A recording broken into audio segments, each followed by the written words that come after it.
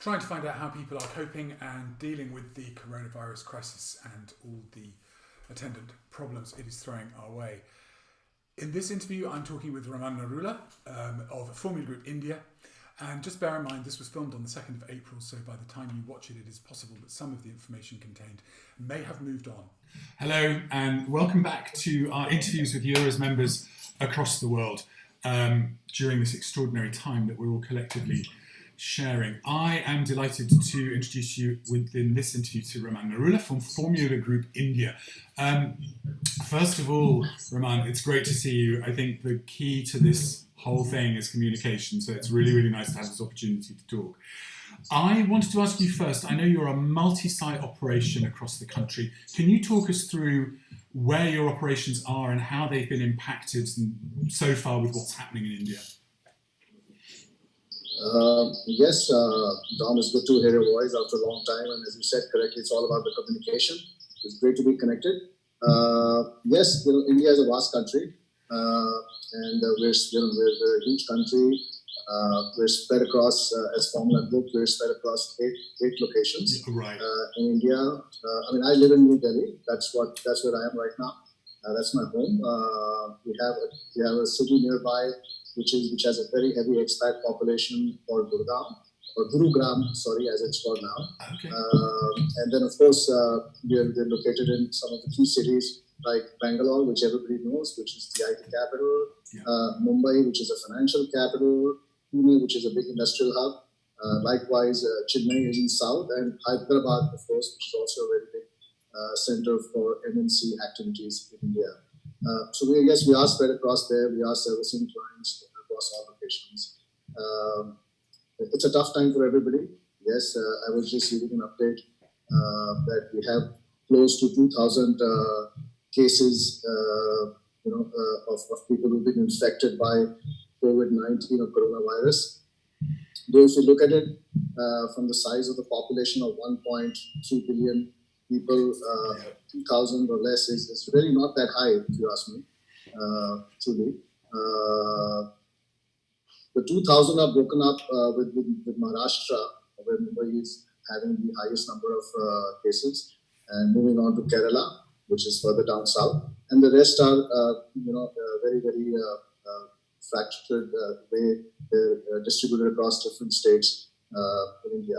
So it's a bad state. We're fortunate that we're still holding on to 2,000 cases. But while I say that, I know these number of cases are bound to increase so far. I think it's really interesting, given that, like you say, the number of cases, especially proportionate to the size of the population, is very low. But your government has been incredibly proactive about setting precautions in place. Can you talk me through what's happening now? That's amazing. Yes, I think we're all pretty impressed with the way our government reacted. At a very, very early stage, I must say that. They were very highly aware of what was happening, and they didn't want to delay things. Also, we all realize that we are a country of huge population, and we are a country where we have clusters of densely populated areas. And the biggest fear the government had was of community spread, or communal spread, as we call it, where the spread of something like coronavirus can be pretty fast and in large numbers. Yeah. So I guess our government reacted very fast. They started off straight away with a lockdown, unlike a lot of countries where they were thinking, and like in the US, some states are still thinking of having a lockdown. Correct. I think from day zero, it was a lockdown. It was very clear. It was there is a lockdown. It was very, very aggressively led by the central government, by our Prime Minister, Mr. Narendra Modi. He came on the television, addressed the people, and said that people, this is the time to go for a test. Right. And this is the time to step up for everybody else around you. It's not just for yourself. And I think he created that national fever where it doesn't matter which religion, which caste, nothing matters anymore. We're all against we all have one common goal, I would put it that way.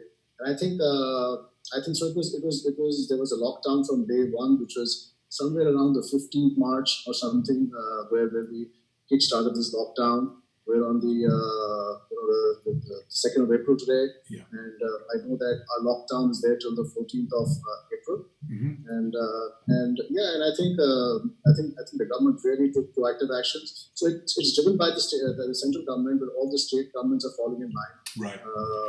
So they are making sure the lockdown is very strict, which is like a curfew, but of course with the exception of ensuring that there are the essential services of, as I heard a lot of other people say in other countries, of whether it's hospitals or whether it's groceries, whether it's delivery services, food delivery services, etc., are being allowed to ensure that people get what they want. There is supply of basic essentials coming from behind. So if I go to a grocery store today, I know there is no shortage.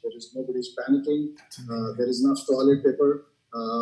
Though that's a different question. In India, toilet paper is not big in demand, but there's enough toilet paper. There's enough eggs, bread, butter, and the basic rice, wheat, which people need are there in the stores. So I think so far we've held very well. The government has ensured not only have they done the lockdown, but they've also ensured that there is essential supplies of goods coming into everybody. That's fascinating, isn't it? I mean, there's a couple of things that you said there which really struck home. I mean, apart from the fact, firstly, I was incredibly impressed what you said about the Prime Minister addressing the country and people falling into line, standing up and being very patriotic about this is India, this is what we do, we'll face this crisis together. I'm incredibly impressed by that. I mean, controlling a population of 1.25 billion people, it's not easy. And I think I can see that if I go and step out on any street, it's empty. Really, there is no traffic on the roads. No cars, nothing. And to discipline a set of people, if in a normal day, if you would stand in a red light, you can see the number of cars who are trying to it's like a Formula One racing starting with it's an orange line. Everybody's already going ahead. So in a country like that, to have discipline, and it has to be led from the front. It's impressive. And I think that's what our country has done very well. So, impressive. Yeah, that's been a good thing. And there wasn't, like we've seen in Australia, most of Europe, certainly in the UK, when the lockdown was announced, there was panic buying. I mean, people stripped the supermarkets clean, and you're saying that didn't happen. They kept the supply chain going. Not at all. And I'm not saying that just because I didn't experience anything like that.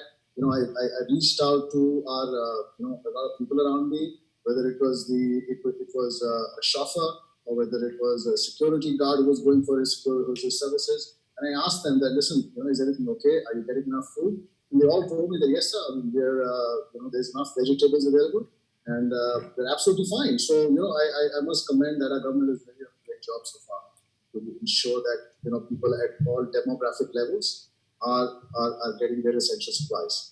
And there is no panic, there was no panic. So far, so good. Very impressive. Tell me, this has just been the most extraordinary time for anyone in your position as an entrepreneur running a large organization. What happened? What did you do when this was all announced? That's a good question. So we, working across 8 cities, diverse cultures, people, clients at all locations. So I guess we were preempting, that this lockdown is about to happen. So we actually kicked in our business continuity plan right away. Somehow we knew that this is going to happen. So we ensured that our people were informed that this could mean a lockdown, that they should be ready to work from home. We ensured that our servers were working and they were in good condition. Everything was perfect, so that connectivity would be there. So we did that in the office, and I must say that we're so glad we did that. And it happened that it was a Friday, and I think Sunday the Prime Minister came on television, and Monday everything was locked. Everything, you couldn't go to the office, you couldn't do anything. So we had prepared our teams to work from home, and we made sure they had laptops. We got them laptops if we didn't have laptops to make sure of that. We send out a communication to our clients, telling them, and especially clients who do not understand what a lockdown means. We explain to them in our email communication, which is still going on a regular basis, to tell them what does a lockdown entail, what are the do's and what are the don'ts. And so I guess we made sure that we across India had a great open communication channel with our clients, so they knew what was happening.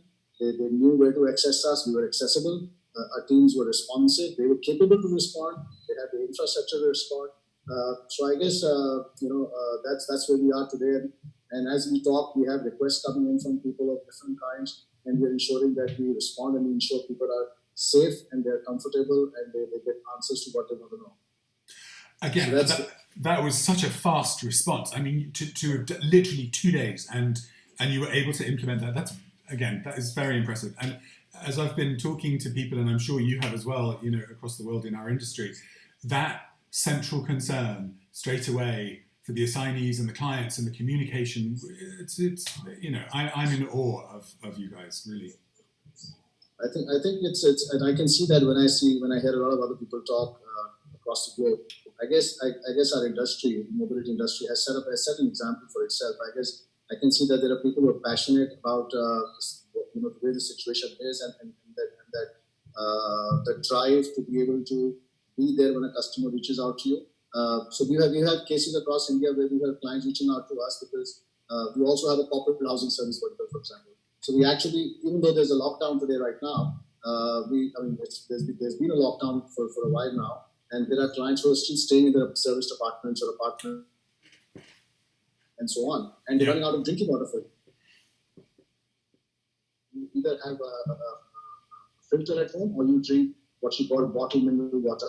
So we were getting requests that we're running short of water. So we actually approached the local administration police. We got special passes made for our TMS teams across Bangalore, Delhi, and we ensured that we were able to deliver those water bottles to them, essentially. So I could see that there were young people on the field, who could have said no.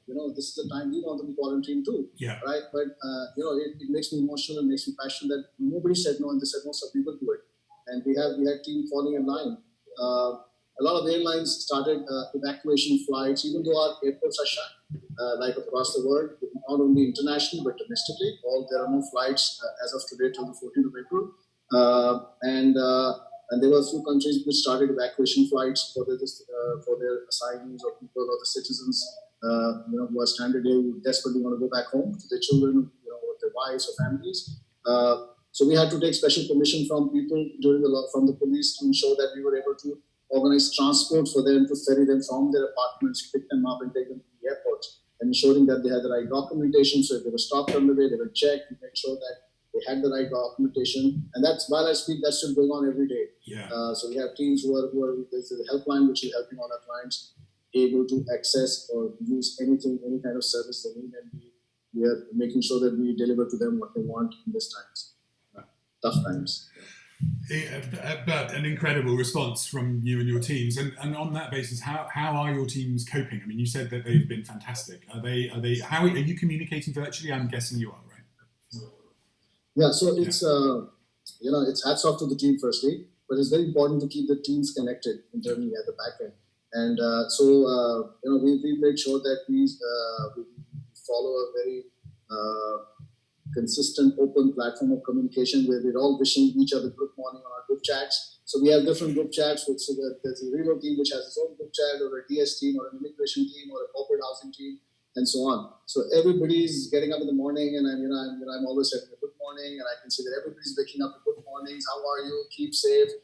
Then the communication goes on throughout the day where we're not only checking emails, but we're also telling each other what's happening and taking advice from each other on what to do, what not to do across different states. Oh, that didn't happen in our state, but we managed to find a solution here this way. So why don't you do that? In every state is different. Why don't you do that there and try that? I mean, for example, in Delhi, we managed to find a government link where they were issuing e-passes for essential service. So you didn't really have to physically go to a police station to get a pass. And we reached out to our office in Mumbai, and they were facing some problem.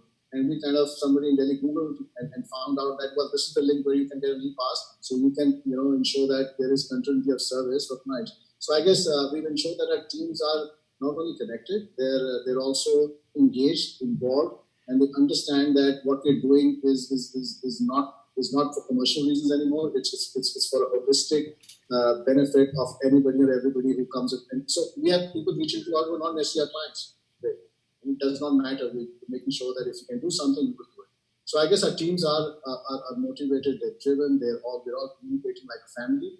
right now, we all need to be a family, a close-knit family, whether it's in one country or whether it's in different countries. I did read that email from Dad, which was brilliantly written and very emotional, exactly on these lines about how Yura and all of us need to be fully connected and support each other. And I guess that's the example we are following here. So yeah, these are tough times, emotional times, but we've got to do it. It's so lovely to hear the response like that from your teams, and I love what you said about we're now actually working holistically. We're not working in the sense of how we would normally work, and I think that's incredibly impressive, and it's very moving, and it's what this industry embodies. So I'm thrilled to hear that. In the sense of, so I mean, having a purpose and having the communication, from my point of view, has kept me really positive. Is that kind of the same with you and your teams as well? Having a purpose and communicating. I think I guess everything happens for a reason in a very Indian philosophical ways. What has happened today has happened for a reason. There is a learning there for all of us at the end of this. Trust me. It has to be. There is going to be a learning for all of us. Yeah. It is taking out things inside each and every one of us, whether it's me, you, or anybody working alongside us or with us. It is taking out something in us which we didn't know existed. Maybe sometimes we're also learning the fact that we are mortals. End of the day, and we're all the same. And when you look out, the air is cleaner, it's brighter. Things which we had forgotten about, in a busy life. So there is a lot of learning. We're realizing that we can work from home.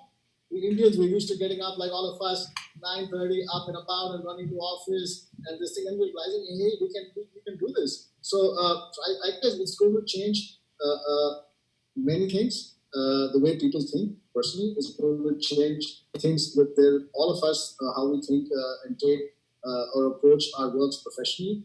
Is going to change a lot of things around us. And I think that whenever something bad happens, there is something good happening also.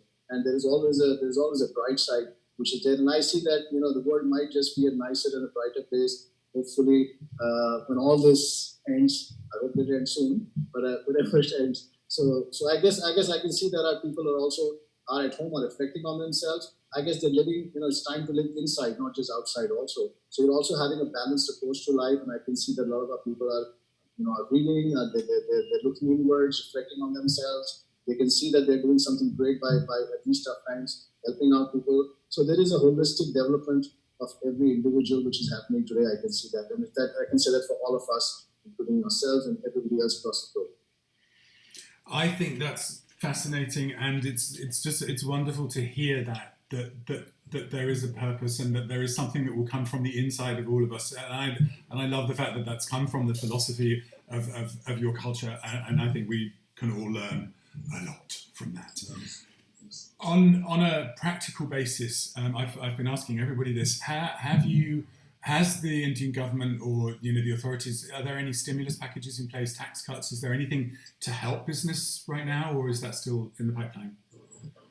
When I said that the government acted very fast, and I think the one thing they did, they understood the fact that in order to keep this whole thing going and to make sure that people are helped and there's everything happening, there has to be support to all sizes of businesses, whether they are medium size or small or big industries. So I think the government came up with a stimulus package, which was a week ago, yeah. And they introduced a lot of benefits. So firstly, our financial year ends on 31st of March, like in the UK or other countries. So now the government has extended that date to the 30th of June already. So you don't have to be in a panic to pay your taxes and to file your the income tax returns or whatever else the corporate law requires you to do that. So they have given us a lot of grace time for that.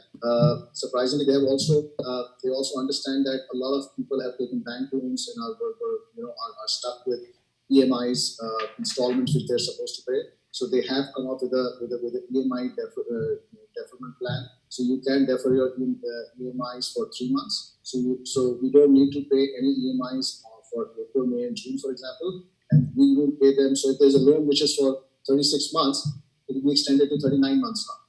So those 3 months will be taken at the end of the tenure of the loan. So the interest rates for these loans have been cut down. So your bank interest has been cut down. So what you were paying, you'll pay much less.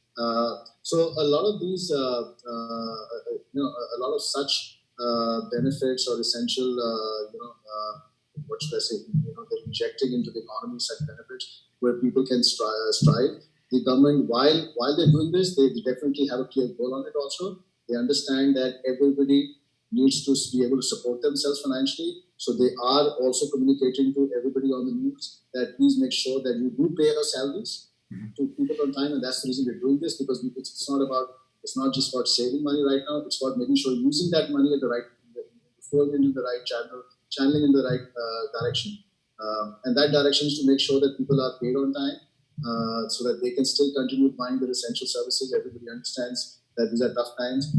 So I guess that's the message we have. We are making sure that we take advantage of what the government is giving and to ensure that we are able to pay. But I must say that while I say that, a lot of our senior people in our organization have reached out proactively saying that we're happy to take a pay cut right now. It does not matter. And I think that touches my heart. We had a couple of people who wrote internally that it's okay if you don't get a salary right now, if you can defer it or you can this thing. And I must say that we took a consensus among all of us and all of our top management who are above a certain level of salaries have taken a certain percentage of pay cuts as a deferred pay, no pay cuts, but we're deferring it so that we can have those funds to pay for essential needs, salaries of people working at a much lower level of salaries. I mean, I must say that we engage 200 people in our organization. And we have a lot of outsourced workers. We actually pay salaries to 1,000 people. So we want to make sure that everybody is paid for the next 3 months. Yeah. So it is a tough job for us to manage that. Trust me, we've been having calls on how to manage cash flows, but we've done a great job so far. We're making sure we already know that we will survive to June without anything happening right now by using such measures internally and taking advantage of what the government has said to make sure that everybody in the organization is paid on time so that he can still continue to support himself in his way of living on a daily basis. So yeah, it's lots to do. Lots to do, and the amount of planning involved in that kind of thing as well, and the figures and just balancing everything. It's huge. I mean, nothing like this has ever happened to us before. But that's amazing to hear.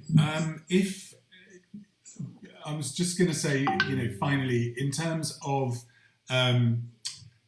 being able to keep everyone on board until this ends, and as I say, we all hope. I have a wooden ruler which I've been touching a lot, touching with, that this ends quickly. Because the other thing, of course, from the point of view of all of the Euro members, when this ends and the economic rebuilding begins, the importance of mobility is going to be probably as never before.